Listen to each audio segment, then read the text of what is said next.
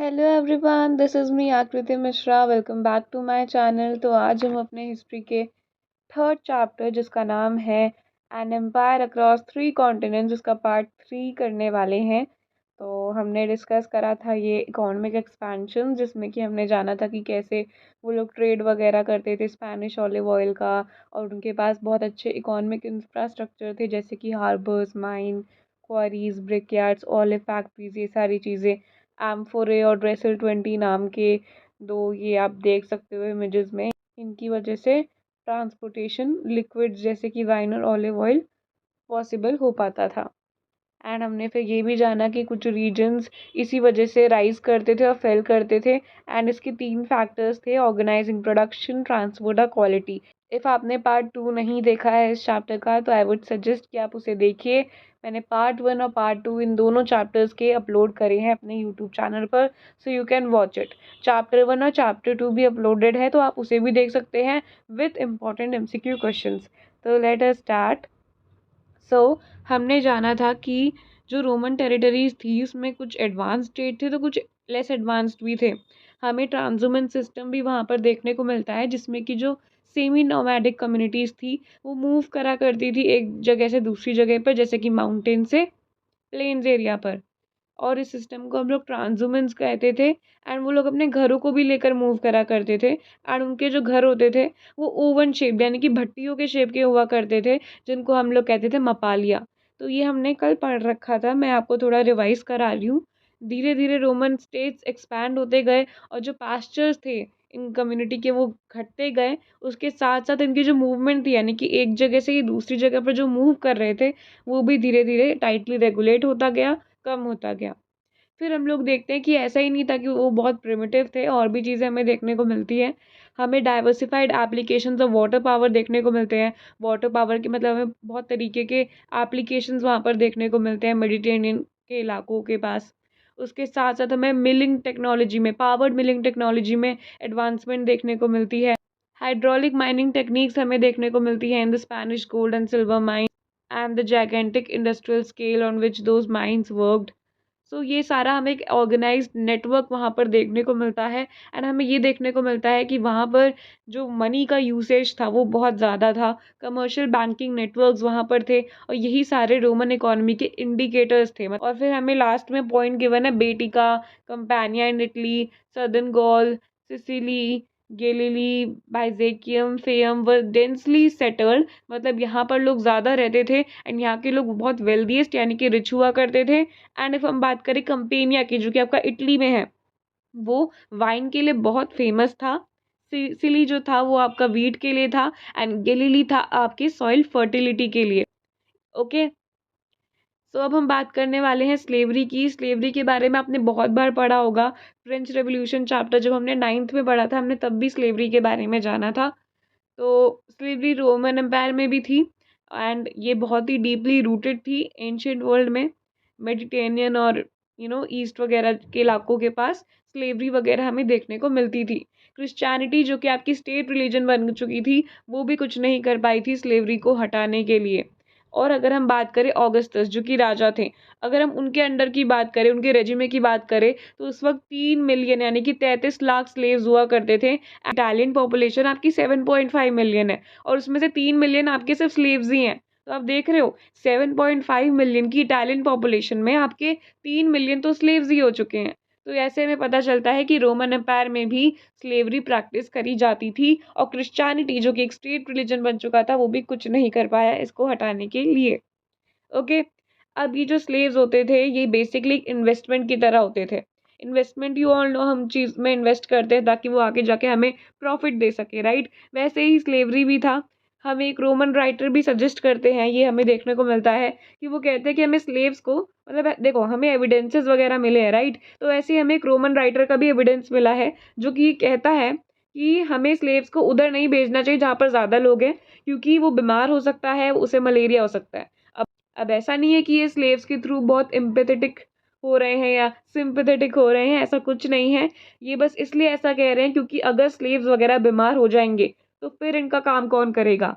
Upper classes use to have brutal behaviour sometimes. जो upper classes हुआ करती थी, जो अमीर लोग हुआ करते थे, वो कभी कभार रूड हो जाया करते थे, ब्रूटल बिहेवियर शो करा करते थे।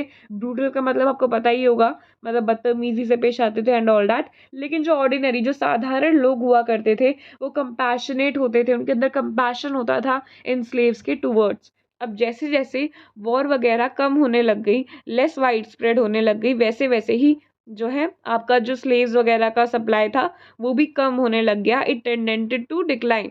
सो सी, पीस को यानी कि शांति को एस्टैब्लिश करने के लिए जो वॉर वगैरह है वो कम हो गई। तो वॉर वगैरह अगर कम हो गई तो जो स्लेव्स की सप्लाई थी वो भी धीरे धीरे डिक्लाइन पर आ गई, यानी कि वो भी धीरे धीरे कम हो गई। So now the users of slave labor had to turn either to slave breeding or cheaper substitutes. तो with all that, मतलब वही slave breeding चल रही थी कि women है, उसका बच्चा slave बनेगा, फिर उसका बच्चा slave बनेगा, और ऐसे ऐसे जो है slaves की चेन बढ़ती जाएगी। तो ये slave breeding था कि फीमेल slaves को हायर कर लो ताकि वो बच्चे पैदा करे और उनके बच्चे भी slaves बन जाए। तो slave breeding वो लोग अब करने लग गए, और उसके साथ साथ कभी कभार चीपर सब्सटीट्यूट्स रखने लग गए। मतलब अगर कोई कम पैसे चार्ज कर रहा है, जैसे कि एक पर्सन है वो 500 कर रहा है, ये मैं ऐसी एग्जांपल दे रही हूँ। एक पर्सन है जो 500 चार्ज कर रहा है, बट एक कह रहा है मैं 100 रुपए में कर लूंगा, तो आप तो चीपर सब्सटीट्यूट को ही रखोगे।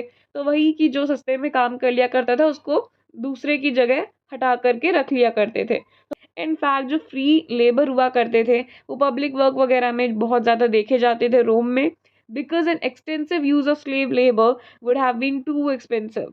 ओके, सो इसमें हमें बोला जा रहा है कि वो लेबर जो फ्री में भी काम कर लिया करते थे, जो फ्री लेबर हुआ करते थे, वो बहुत ज़्यादा यूज़ करे जाते थे पब्लिक वर्क वगैरह के लिए। क्योंकि अगर आप ऐसे सारे सैलरी वाले लेबर को रख लो तो फिर तो हो गया, फिर तो आपके खर्चे भी हो गए और वो एक्सपेंसिव पड़ जाता था, यानी कि महंगा पड़ जाता था। तो इसलिए फ्री लेबर वगैरह को ही पब्लिक वर्क्स वगैरह में देखा ज़्यादा जाता था।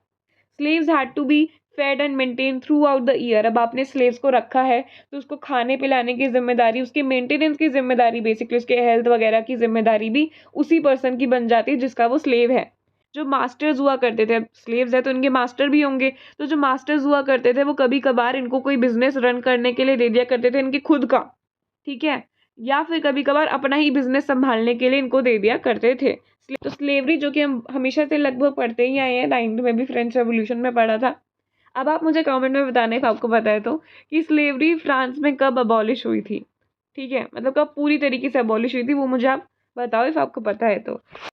अब हम कॉलमिला नाम की व्यक्ति की बात करेंगे जो कि आपके 1st सेंचुरी के राइटर हैं, एंड वो आपके स्पेन के सदर्न पार्ट से आते हैं, और वो ये रिकमेंड करते हैं लैंड ओनर्स को, यानी कि ज़मींदारों को, वो ये रिकमेंड करते हैं, ये सजेस्ट करते हैं कि आप जो अपना स्टॉक है ना उसका दुगना अपने पास रखो ताकि वो कम ना पड़े और आपका जो प्रोडक्शन है वो कंटिन्यू होता जाए। तो बेसिकली कॉलमिला ज़मींदारों वगैरह को ये सजेस्ट कर रहे हैं कि जो भी आपके इम्प्लीमेंट्स है, टूल्स हैं, उनका जो स्टॉक है ना, रिजर्व स्टॉक है, वो आप दुगना रखो जितना कि आपको चाहिए, ठीक है। मतलब अगर आपको 2 चाहिए तो 4 रखो, ताकि आपके पास कमी ना पड़े और जो प्रोडक्शन है वो कंटिन्यू रहे। तो ये कॉलमिला जो कि 1st सेंचुरी के राइटर हैं और सदर्न ऑफ स्पेन से आए हैं, साउथ ऑफ स्पेन से आए हैं, वो लैंड ओनर्स को ये चीज़ें रिकमेंड करते हैं। तो हम देखते हैं कि पहले के ज़माने में ना एक अजम्पशन था, एक प्री-अजम्पशन था एम्प्लॉयर्स के बीच में। वो ये मानते थे कि सुपरविज़न के बिना तो कोई वर्क हो ही नहीं सकता है। सो सुपरविज़न वाज़ पैरामाउंट, तो सुपरविज़न बहुत ज़्यादा ज़रूरी होता था। सी सुपरवाइज़र आपने सुना है ना? तो सुपरवाइज़र जो करते हैं उसको हम लोग सुपरविज़न कहते हैं। मतलब देख-रेख करना या निगरानी रखना बेसिकली, ठीक है? तो वो सुपरवाइज़र होते हैं जो कि सुपरविज़न करते हैं। तो ऐसा माना जाता था पहले, एक प्री-अजम्पशन था कि सुपरविज़न के ज़रिए तो कोई काम हो ही नहीं सकता है। वो सुपरविज़न होगा, अगर उसे पता होगा कि कोई उसे देख रहा है या निगरानी रख रहा है, तो वो अच्छे से काम करेगा। तो ऐसा जो है पहले माना जाता था। सो सुपरविज़न को और ईज़ी बनाने के लिए क्या होने लगा कि जो वर्कर्स थे, वो कभी-कभार गैंग्स या फिर स्मॉल टीम्स वगैरह में बँट जाया करते थे, ग्रुप हो जाया करते थे। एंड कॉलमिला ये रिकमेंड करते हैं, ये सजेस्ट करते हैं स्क्वाड्स ऑफ 10। स्क्वाड्स ऑफ 10 वो जो है सजेस्ट करते हैं, क्योंकि ये बहुत ईज़ियर था ये बताने के लिए कि कौन ज़्यादा एफ़र्ट डाल रहा है काम करने में और कौन जो है कुछ भी नहीं कर रहा और सिर्फ़ आराम फरमा रहा है। तो अब हम बात करते हैं सोशल हायरार्की इन रोम की, कि रोमन एम्पायर में सोशल हायरार्की क्या थी। तो हमें सोशल स्ट्रक्चर्स जो एम्पायर में देखने को मिलते हैं उसमें आपके आते हैं सीनेटर्स, इक्वेस्ट्रियन क्लास जिसमें कि आपके हॉर्समैन और नाइट्स आते थे। हॉर्समैन मतलब कि घुड़सवार और जो आपके योद्धा वगैरह हुआ करते थे, नाइट्स, ये आपके इक्वेस्ट्रियन क्लास में आया करते थे। मिडिल क्लास भी हमें देखने को मिलती थी, लोअर क्लास भी देखने को मिलती थी, उसके साथ-साथ स्लेव्स भी देखने को मिलते थे। जो सीनेटर्स हुआ करते थे, वो लीडिंग मेंबर हुआ करते थे इस पूरे इक्वेस्ट्रियन क्लास की, रिस्पेक्टेबल होते थे, अच्छे-अच्छे बड़े-बड़े हाउसेज़ हुआ करते थे, अच्छे घर हुआ करते थे एंड वो लोग सर्कस और थिएट्रिकल डिस्प्ले से बहुत फ़ैसिनेट हुआ करते थे and that's why they were addicted to it. अगर हम बात करें 3rd सेंचुरी की, अर्ली 3rd सेंचुरी की, तो उसमें जो सीनेट थे, वो 1000 के आसपास थे एंड हाफ ऑफ जो सीनेटर्स पॉपुलेशन थी ना, उसमें से जो आपके लोग थे, वो इटालियन फैमिलीज़ से बिलॉन्ग करा करते थे।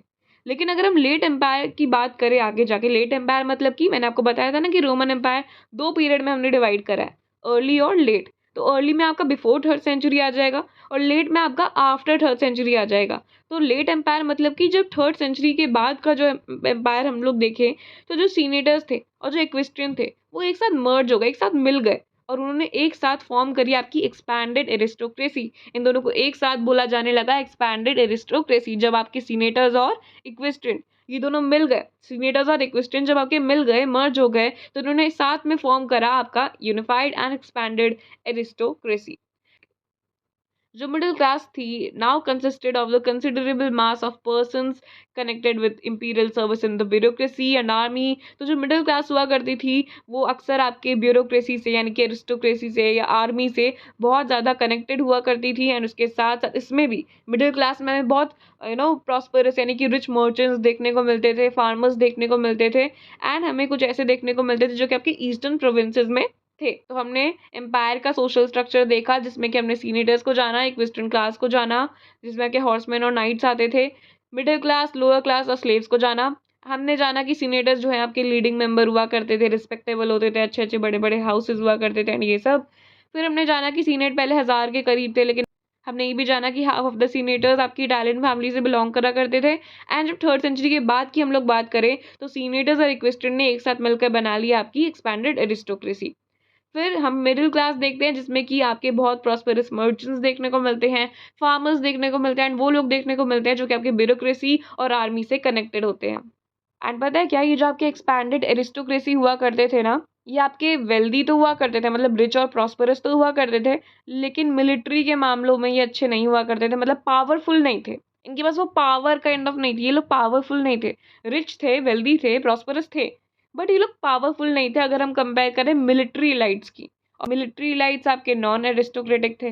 Below them were the vast mass of the lower classes known collectively as familiars। तो ये जो बहुत नीचे के लोग हुआ करते थे, लोअर क्लास हुआ करती थी, वो आपके ये इस नाम से कहलाई जाती थी, जिसका मतलब था literally lower. They comprised a rural labour force. इसमें आपके जो रूरल लेबर फोर्स हुआ करते थे, जो आपके कभी कभार लार्ज स्टेट्स वगैरह में परमानेंटली एम्प्लॉय हो जाया करते थे, लेबर फोर्स, वो आपके आया करते थे। वो वर्कर्स आया करते थे लोअर क्लास में जो कि आपके माइनिंग या इंडस्ट्रियल एस्टैब्लिशमेंट वगैरह में काम कर रहे हैं। माइग्रेंट वर्कर्स इसमें आपके आया करते थे एंड ये सारे लोग जो हैं आपके लोअर क्लास में आया करते थे। और जो सेल्फ एम्प्लॉयड आर्टिशंस है, वो भी लोअर क्लास का ही पार्ट हुआ करते थे। तो ये कुछ एग्जाम्पल्स गिवन है, यू कैन सी इट। फिर हम बात करें अगर ओलंपाइयोडोरस की, तो ये एक एम्बेसडर भी थे, साथ ही साथ 5th सेंचुरी के यानी कि लेट एम्पायर के राइटर भी थे, जो कि हमें एरिस्टोक्रेसी जो कि हमारी रोम में थी उसके बारे में बताते हैं। And he tells us that the aristocracy based in the city of Rome derived annual incomes of up to 4000 pounds of gold from their states. तो ये क्या कह रहे हैं, ये कह रहे हैं कि जो एरिस्टोक्रेसी थी जो कि रोम की सिटीज़ में स्टैब्लिश थी, वो आपकी एनुअल इनकम पता है कितनी पाती थी, वो आपकी 4000 pounds of gold annual income पाती थी। और इसमें हम लोग ये नहीं काउंट कर रहे हैं कि वो डायरेक्टली कितना पाती थी, ये तो इनडायरेक्टली की बात कर रहे हैं हम लोग। इनडायरेक्टली वो लोग 4000 पाउंड्स ऑफ गोल्ड जो है अपने अंदर कलेक्ट करा करती थी, अपने अंदर समेटा करती थी, पाया करती थी इतना एनुअल इनकम। लेकिन अगर हम डायरेक्टली की बात करें तब तो और ही ज़्यादा था। हमें इसमें करप्शन भी बहुत देखने को मिलता है एंड हमें ये देखने को मिलता है कि जो हायर ब्यूरोक्रेसी थी वो धमकियां दिया करती थी और जो प्रोविंशियल गवर्नर्स थे वो ग्रीडी थे। Laws were try to put an end on this and some historians also denounce such practices. तो करप्शन वगैरह देखो उस वक्त भी होता था, तो कुछ लॉज वगैरह बनते थे इसको खत्म करने के लिए एंड कुछ हिस्टोरियंस ने इस प्रैक्टिस को बेकार कहा है, गलत कहा है कि जो होता था करप्शन वगैरह। तो जो एम्प्रेस थे अब वो फ्री नहीं रहने लगे। 4th सेंचुरी तक आते आते जो एम्प्रेस थे वो फ्री नहीं होने लगे। ऐसा नहीं था कि वो अपनी मनमर्जी जो उन्हें पसंद आता वो कर सकते थे। अब लॉ बन चुका था जिसकी वजह से जो सिविल राइट्स थे वो प्रोटेक्ट होते थे। And that's why 4th century में बिशॉप्स के लिए पावरफुल हो पाया, जैसे कि एंड्रोस जो कि एक बिशॉप थे उनके लिए पावरफुल हो पाया कि वो इन पावरफुल एम्परर से लड़ सके। क्यों लड़ सके? क्योंकि अब लॉ आ गया था। लॉ आ गया था जिसकी वजह से एम्परर्स अपनी मनमर्जी नहीं कर पा रहे थे। एंड इसी की वजह से बिशॉप जैसे कि एंड्रोस जैसे लोग अब जो है कॉन्फ्रंट करने लगे और ये पावरफुल एम्परर से जो है बचने लगे और उनका सामना करने लगे, जो कि बहुत हार्श थे और रिप्रेसिव थे। अब ये जो मॉनेटरी सिस्टम था पहले वो ब्रोक हो चुका था क्योंकि वो पहले सिल्वर पर बेस्ड था। अब यहाँ पर जो मॉनेटरी सिस्टम था वो आपका सिल्वर कॉइन्स वगैरह पर बेस्ड था, लेकिन जो आपकी सिल्वर माइन थी वो धीरे धीरे एग्जॉस्ट होने लगी, खत्म होने लगी और गवर्नमेंट के पास भी उतने स्टॉक नहीं बचे थे, सफिशिएंट स्टॉक नहीं बचे थे मेटल के, जिसकी वजह से सिल्वर में कॉइन्स वगैरह लाइक लेन देन करना वॉज बिकमिंग डिफिकल्ट, क्योंकि था ही नहीं, सिल्वर माइन्स एग्जॉस्ट हो गई थी, तो आप कहाँ से सिल्वर कॉइन बनाओगे। तो इस वजह से जो मॉनेटरी सिस्टम था वो धीरे धीरे खत्म हो चुका था। एंड अब जो है लोग गोल्ड को यूज करने लग गए। Constantine founded the new monetary system on gold and there were vast amount of this in circulation throughout late antiquity. तो अब गोल्ड को जो है यूज करा जाने लगा throughout late antiquity. And या मतलब मैंने बताया ना कि सिल्वर कॉइन्स वगैरह जो है अब एग्जॉस्ट होने लग गए क्योंकि सिल्वर माइंस एग्जॉस्ट होने लग गए एंड इस वजह से अब वो लोग जो है गोल्ड का यूज करने लगे। तो that was it and I hope आपको अच्छा लगा हो। ये पार्ट 3 था। पार्ट 4 जल्दी आएगा क्योंकि ये चैप्टर बहुत बड़ा है, तो इस बार पार्ट 4 भी बन रहा है। वरना तो जो मैंने पिछले 2 चैप्टर्स अपलोड करे हैं उनमें तो सिर्फ 3 ही वीडियोस डली है, लेकिन इसमें 4 वीडियोस डलेंगी क्योंकि ये चैप्टर थोड़ा लेंदी है, थोड़ा बड़ा है। So stay tuned, stay connected. Do not forget to like, share and subscribe.